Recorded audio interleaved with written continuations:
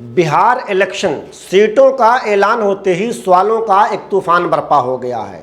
खबर अगर आप तक नहीं पहुंची है तो जल्द ही पहुंच जाएगी। अगर बीजेपी तमाम 243 सीटों पर उम्मीदवार उतार सकती है और आरजेडी पूरे बिहार पर राज करने का ख्वाब देख सकती है, तो फिर एमआईएम ऐसा क्यों नहीं कर सकती? आखिर इसमें बुराई क्या है? क्यों हर बार मुस्लिम सियासी क़यादत को वोट कटवा कहकर बदनाम किया जाता है? क्या मुस्लिम वोट सिर्फ दूसरों के लिए ही बैंक बैलेंस है? आखिर बिहार के मुसलमानों को अपनी सियासी पहचान बनाने से खौफ क्यों दिलाया जाता है? और सबसे बड़ा सवाल, क्या नीतीश कुमार के दिन भर चुके हैं? बीजेपी ने महाराष्ट्र में शिवसेना को निगल लिया। अब बिहार में बीजेपी का नया शिकार कौन है? वीडियो देख रहे हैं तो चैनल को सब्सक्राइब, फेसबुक पेज को फॉलो कर लें। हमारे डिजिटल मीडिया हाउस को सपोर्ट करते रहें ताकि हम आपकी आवाज़ और ज़्यादा मजबूती से उठा सकें। सपोर्ट करने के लिए स्क्रीन पर दिखाई दे रहे व्हाट्सएप नंबर पर हाई सेंड कीजिए।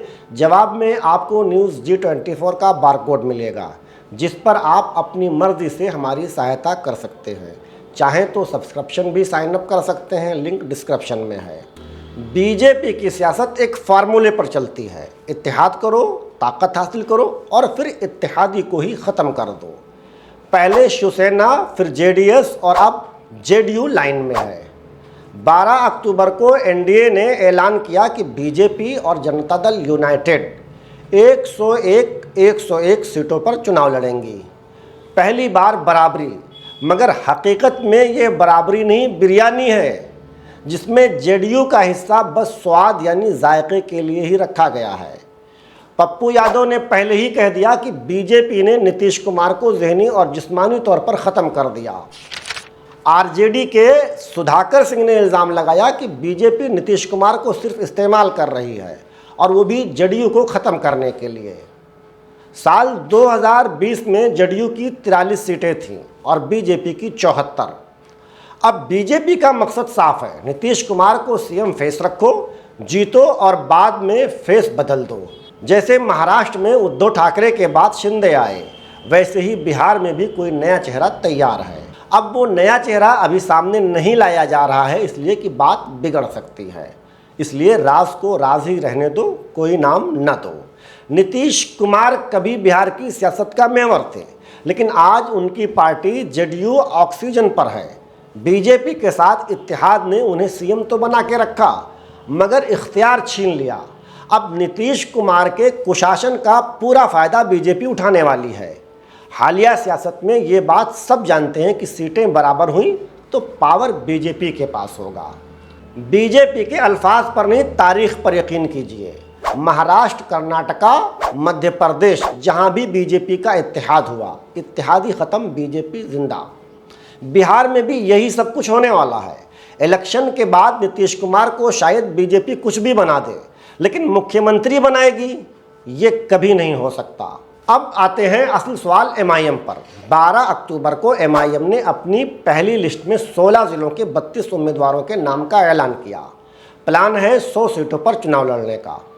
इंडिया अलायंस ने मुस्लिम लीडरशिप को अपने से पहले ही बाहर कर दिया। स्पेशली एमआईएम ने हर मुमकिन इत्तेहाद में शामिल होने की पूरी कोशिश की, लेकिन इंडिया अलायंस को मुसलमानों के लीडर बनने वाली बात शायद अच्छी नहीं लगी। इसलिए ढोल और नगाड़ा बजाने के बाद भी एमआईएम को इंडिया अलायंस में शामिल नहीं किया गया। लेकिन अब मुस्लिम वोटरों के सवाल से इंडिया अलायंस मुँह छुपाती फिर रही है। मुसलमानों का सवाल है कि जब आरजेडी पूरे बिहार पर दावा कर सकती है तो एमआईएम क्यों नहीं? 2020 में एमआईएम ने सीमांचल में 5 सीटें जीतकर सबको चौंका दिया। अब आरजेडी और कांग्रेस के लीडर चीख रहे हैं कि ओवैसी वोट कटवा है, लेकिन हकीकत यह है कि ओवैसी ने बिहार में एक नई जोत जगाई है। आवाम में सियासी बेदारी का एक इनकलाब बर्पा किया है, जो मुस्लिम, दलित और पिछड़ों की आवाज़ को सियासी मेज़ पर ला रहा है। गुज़िश्ता 80 बरसों में अगर सीमांचल का पिछड़ापन दुनिया के सामने बेनकाब हुआ है तो इसका पूरा का पूरा क्रेडिट सिर्फ ओवैसी को जाता है। एमआईएम को इंडिया अलायंस में शामिल न करने का जिम्मेदार कौन है? तेजस्वी यादव, जिन्होंने मुसलमानों को सिर्फ सपोर्टर समझा, लीडर नहीं। ऐसे में अब सवाल तो बनता ही है, कि अगर आप मुसलमानों से वोट लेते हैं तो क़यादत क्यों नहीं देते। आरजेडी खुद को सेकुलर कहती है, मगर हकीकत में ये सेलेक्टिव सेकुलरिज्म है। जब वोट चाहिए तो मुसलमान याद आते हैं, और जब क़यादत की बारी आती है तो मुसलमानों को ठेंगा दिखा दिया जाता है। एमआईएम को इत्तेहाद में शामिल न करना ये साबित करता है कि आरजेडी को मुसलमानों पर एतमाद नहीं, सिर्फ उनके वोटों पर भरोसा है। ओवैसी को फ़िरका परस्त कहने वाले तेजस्वी यादव हो सके तो ये बताएं कि क्या मुसलमानों को अपनी क़यादत का हक़ हासिल नहीं? क्या बिहार के 18% अवाम सिर्फ सियासी ग़ुलाम बनकर रहेंगे? आखिर क्यों? क्या मुसलमानों के वोटों पर आरजेडी की इजारादारी है, या सिर्फ इसलिए कि मुसलमान होना या मुस्लिम लीडरशिप होना आपको रास नहीं आता? प्रशांत किशोर की जनस्वराज पार्टी बिहार की सियासत में एक नया एक्सपेरिमेंट, 51 उम्मीदवार और खुद राघोपुर से तेजस्वी यादव को चैलेंज देने के इम्कानात हैं। आम आदमी पार्टी 243 सीटों पर चुनाव लड़ रही है। अगर जेएसपी, एमआईएम और छोटी पार्टियों ने माइक्रो अलायंस बना लिया, जैसा कि खबरों में बात चल रही है, तो बीजेपी और आरजेडी दोनों के ही आदादोशुमार बदल सकते हैं। यही वजह है कि एमआईएम को बदनाम करने की मुहिम ज़ोरों पर चल रही है, क्योंकि अगर मुस्लिम क़यादत मुत्तहिद हो गई तो बिहार की सियासत का मरकज़ पटना नहीं सीमांचल बन जाएगा।